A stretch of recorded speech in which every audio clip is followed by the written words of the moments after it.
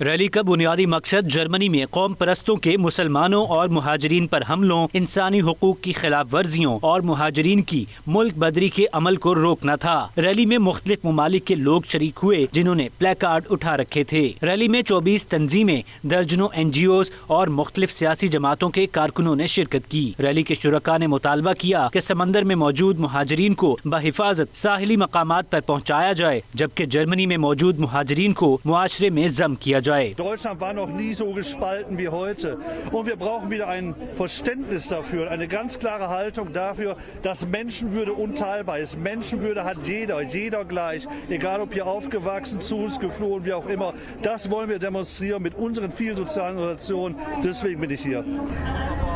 Weil ich glaube, dass es wichtig ist, dass wir zusammen unsere Meinung vertreten und in Deutschland halt verteilen, dass wir halt unteilbar sind. So einfach gesehen, ja. Dass wir auch ein Zeichen gegen Rassismus setzen. Dass wir es auch nicht akzeptieren wollen. Ich glaube, es ist wichtig, dass man sich da verteidigt und nicht sagt, ja, ist nicht gefährlich, kann nichts passieren. Rally के लिए पुलिस के खुसूसी दस्ते तैनात किए गए थे। रैली का इख्तिताम जर्मनी के मशहूर बर्लिन गेट और विक्टोरिया टावर पर किया गया।